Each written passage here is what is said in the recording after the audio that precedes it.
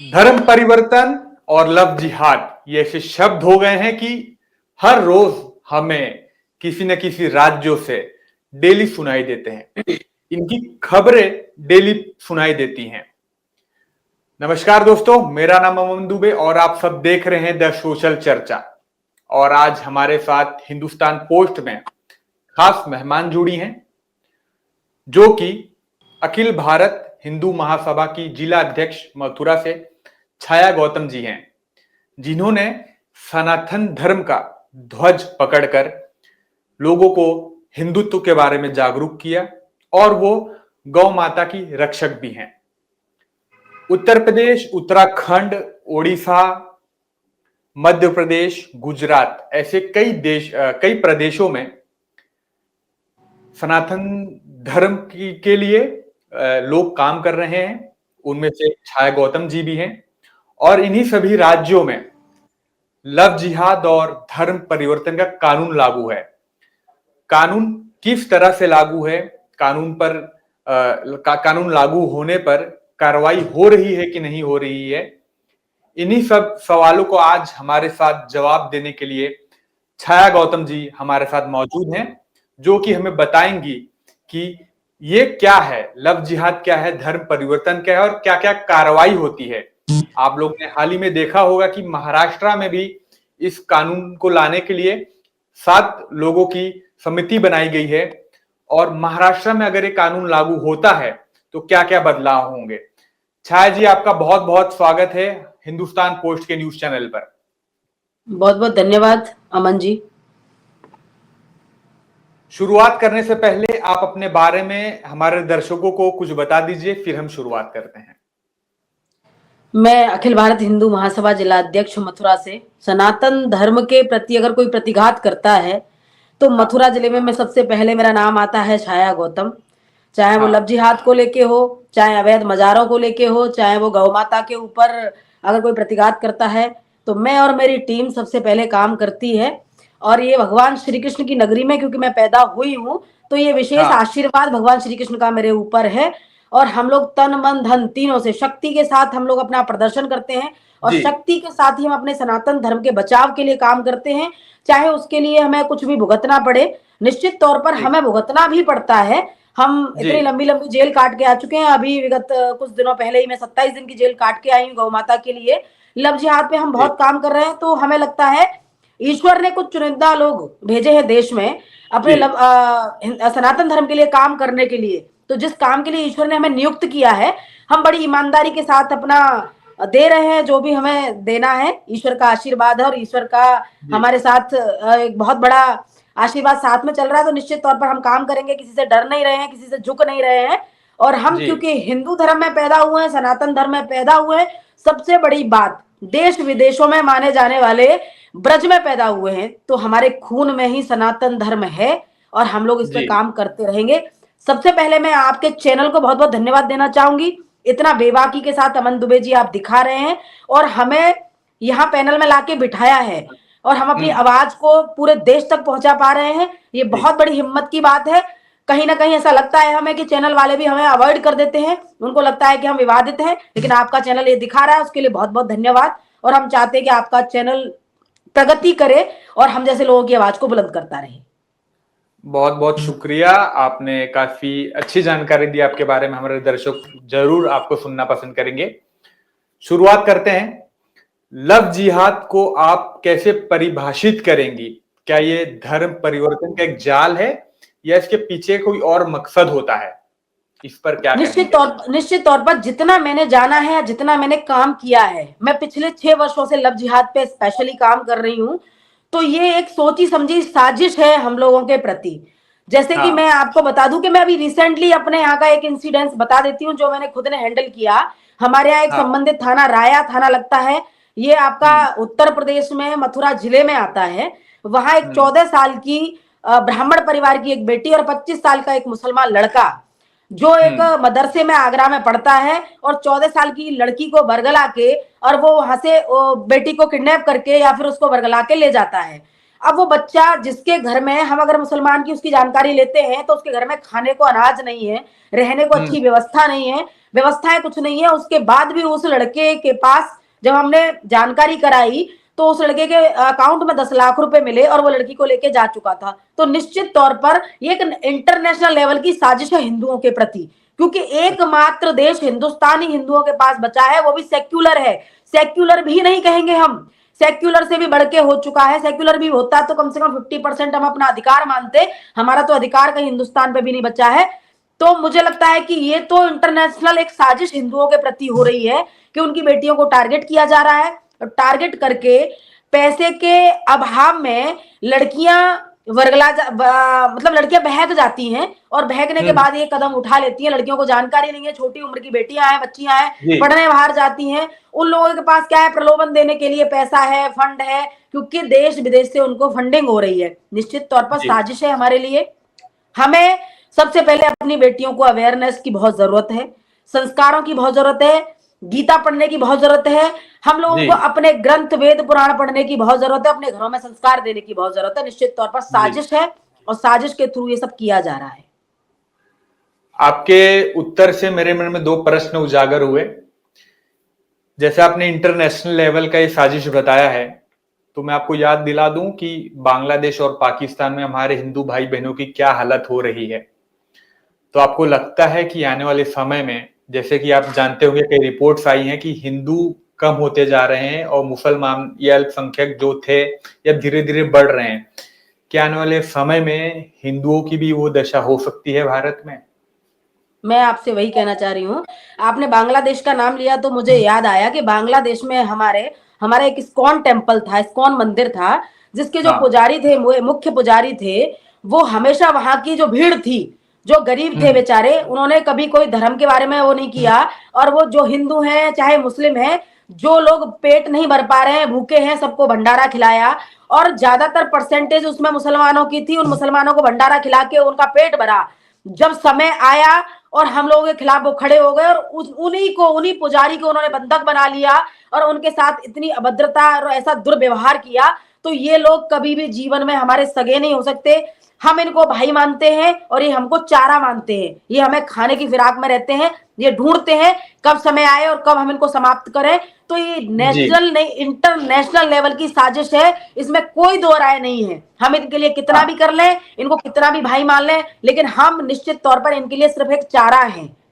और ये बात हमें अवेयर होना पड़ेगा, हिंदुओं को अवेयर होना पड़ेगा इन चीजों से बचाव। देखो, हिंदू शांति प्रिय समुदाय के व्यक्ति बताए गए हैं। मैंने मान लिया हम शांति प्रिय समुदाय के लोग हैं, लेकिन हम खुद को चारा क्यों बनाएं? हम किसी को टारगेट नहीं कर सकते, लेकिन स्वयं को हम टारगेट क्यों होने दें? मेरा एक ही प्रश्न है और एक ही सबके लिए जवाब है। अगर आप किसी को टारगेट नहीं कर रहे हो तो स्वयं को भी टारगेट मत होने दो। इतना अवेयर रहो कि अपने धर्म के प्रति कोई प्रतिघात ना कर पाए, आपकी बहन बेटियां सुरक्षित रहें, आपका धर्म सुरक्षित रहे, आपकी चीजें सुरक्षित, आपका मान सम्मान सुरक्षित रहे। कम से कम इतना अवेयर तो रहो।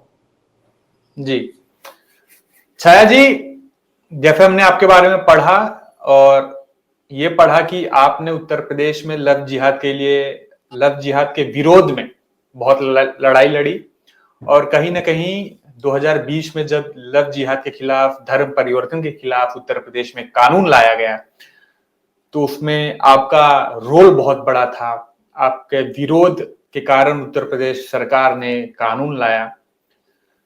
तो क्या आज भी उत्तर प्रदेश में लव जिहाद जो हो रहे हैं, धर्म परिवर्तन जो हो रहे हैं, उसके केसेस रजिस्टर हो रहे हैं क्या पुलिस चौकी में? वही मैं आपको, देखिए ऐसा रजिस्टर हो रहा है तो कानूनी कार्रवाई होती है क्या? मैं आपको वही बताना चाह रही हूँ। हम मानते हैं कि भारतीय जनता पार्टी की सरकार है उत्तर प्रदेश में, और उसको हिंदूवादी सरकार कहा जाता है। शासन बहुत अच्छा काम कर रहा है। शासन का काम है कि हिंदुत्व के प्रति अच्छे अच्छे कानून लाना, मजबूत कानून लाना। वो मजबूत कानून हमें मिले, लेकिन प्रशासन क्या कर रहा है, ये सबसे बड़ा प्रश्न चिन्ह है हमारे लिए। निश्चित तौर पर प्रशासन उन कानूनों को न लागू करता है, न उन कानूनों को लगाता है, और न उन कानूनों पर काम करता है। मैं आपको विगत 2 साल पहले ही 2021 में विधानसभा में माननीय मुख्यमंत्री योगी जी ने ये कानून पारित किया 2021 में, कि ये जो लव जिहाद का कानून है ये उत्तर प्रदेश में मजबूत किया, नया कानून लेके आए। लेकिन हाँ 2021 से लेके 2023 तक 2 साल में कोई भी लव जिहाद के केस में वो कानून नहीं लागू हुआ और ना ही कोई एफआईआर रजिस्टर्ड हुई।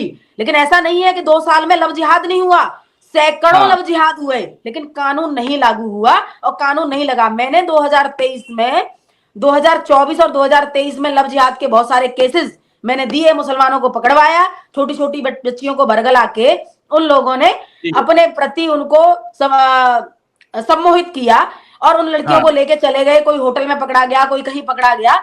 मैंने सबसे पहले अपने यहाँ ये कानून लागू कराया और मैंने सबसे पहले इस लव जिहाद के एक्ट में एक एफआईआर दर्ज कराई, जो जी शायद आज भी वो मुसलमान जेल काट रहे हैं। इतना जी मजबूत कानून है कि निश्चित तौर पर उसके सामने 376, 354, पॉक्सो जितने भी एक्ट हैं वो सब पीछे रह हाँ जाते हैं अगर लव जिहाद में कार्रवाई होती है तो। लेकिन प्रशासन का बहुत बुरा हाल है, प्रशासन बिल्कुल लागू नहीं करना चाहता।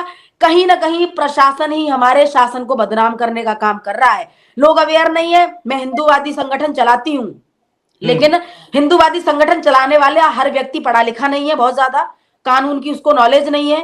जी मैं गलती से कह लो या मेरे माँ बाप के संस्कार कह लो या मेरे घर की परवरिश कह लो या संस्कार कुछ भी कह लो, मैं थोड़ा जी सा पढ़ी लिखी हूं तो मुझे ये चीजें समझ जी में आती हैं। तो मैंने वो ठीक है कानून जबरदस्ती वहां लागू कराया, जबरदस्ती मैंने एफआईआर में लव जिहाद का एक्ट लगवाया। लेकिन हाँ हिंदूवादी लोग हैं, उनको प्रशासन वर्गला देता है। 376 में कानूनी कार्रवाई कर लेगा, पॉक्सो एक्ट लगा देगा, 354 में जी कार्रवाई कर लेगा या फिर जी किडनैपिंग में कर लेगा, अपहरण में कर लेगा, लेकिन लव जिहाद का प्रॉपर एक्ट नहीं लगाएगा। जी ये सबसे बड़ी विडंबना है। जी सतीश सर स्क्रीन आया आया आया छाया जी, आपने पढ़ा होगा सुना होगा महाराष्ट्र सरकार भी अब लव जिहाद और धर्म परिवर्तन के खिलाफ कानून ला रही है, समिति गठित हो चुकी है। क्या आपको लगता है कैसे काम करेगा महाराष्ट्र सरकार इस कानून पर? मैं तो निवेदन करना चाहती हूं, सरकार कोई भी हो, उत्तर प्रदेश सरकार ने निश्चित तौर पर इतना बड़ा कदम उठाया, इतना अच्छा कदम था कि स्पेशल एक एक्ट बनाया लव जिहाद के लिए। लेकिन मेरा हाँ कहना और मानना फिर दोबारा से वही है, एक्ट बनाने से कोई फायदा नहीं है जब तक प्रशासन की नाक में नकेल नहीं डलेगी या प्रशासन उस हाँ एक्ट पे काम नहीं करेगा, तब तक ये लोग ऐसे ही हम लोग भटकते रहेंगे। जमीनी स्तर पर हाँ काम नहीं होगा, इन लोगों के हौसले बुलंद होते रहेंगे, हमारी बहन बेटियों को वर्गला के घरों से ऐसे खींचते रहेंगे। अभी तो ये हाल तब है जब ये हिंदुस्तान है।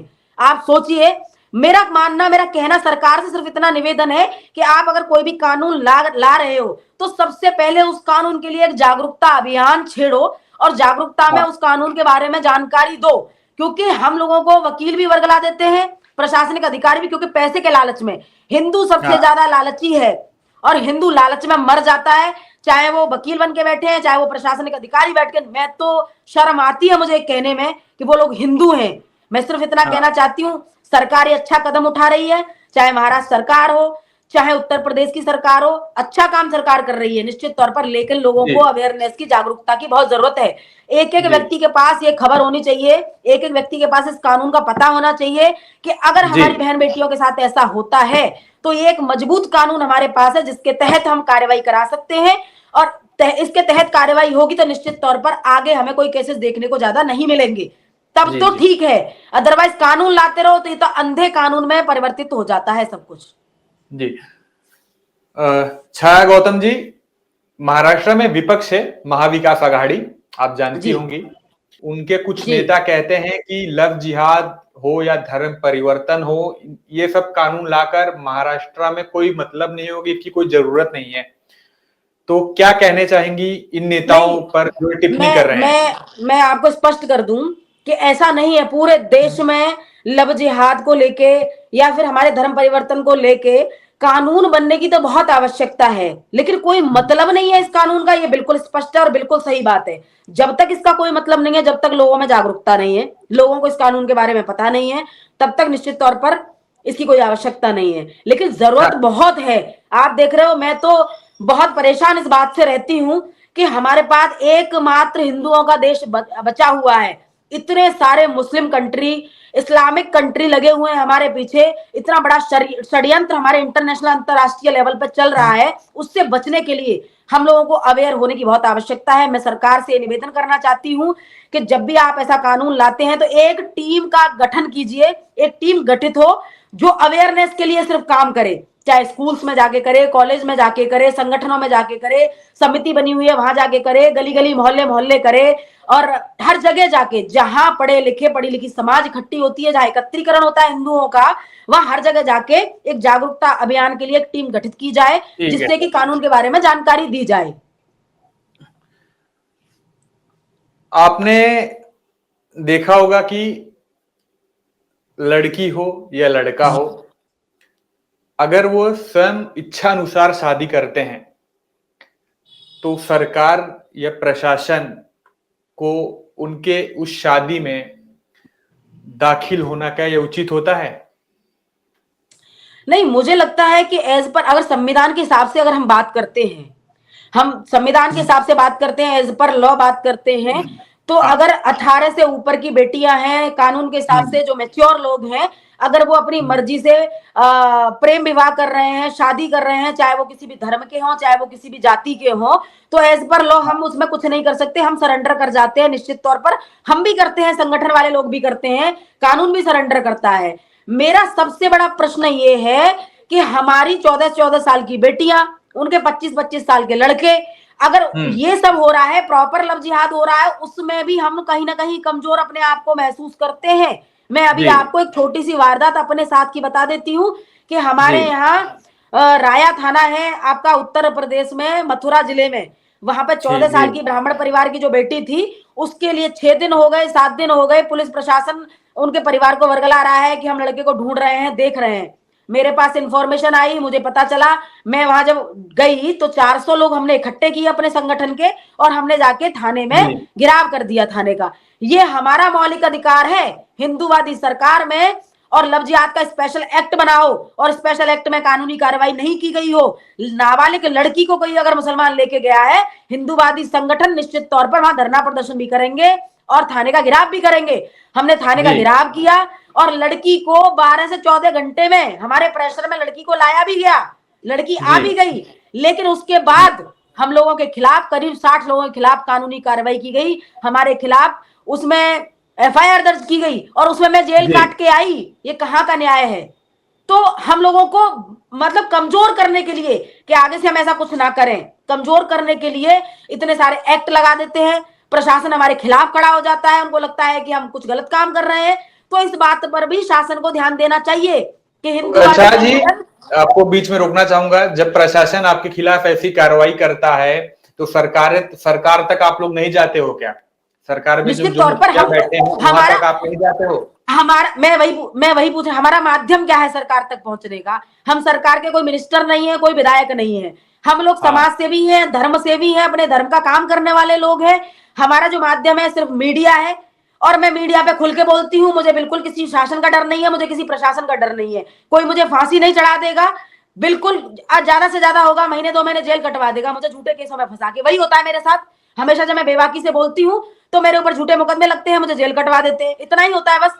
और मुझे इस चीज का कोई डर नहीं है। तो हमारा जो माध्यम है सरकार तक पहुंचने का, वो माध्यम हमारा मीडिया है। तो मीडिया में मैं खुल के बोलती हूँ। तो कैसे आप महसूस कर सकते हो, कैसे कोई कह सकता है कि हमारी शासन तक ये बात नहीं पहुंच रही है? लेकिन प्रशासन के जो लोग हैं, जो पैसे के लेन देन में, पैसे के प्रलोभन में, पैसे के लालच में दूसरी व्यवस्थाओं के लिए काम कर रहे हैं और दूसरे विशेष समुदाय के लिए काम कर रहे हैं, वो लोग हमारी नेगेटिव खबर बना के भेजते हैं। लेकिन मैं फिर शासन से कहना चाहती हूँ, हम लोगों की निष्पक्ष जांच कराई जाए, और हम जो लोग हैं जो अपना तन मन धन सब कुछ न्यौछावर करके, अपना जीवन न्यौछावर करके अपने धर्म के लिए काम कर रहे हैं, तो कम से कम हमारा बचाव पक्ष तो रखें।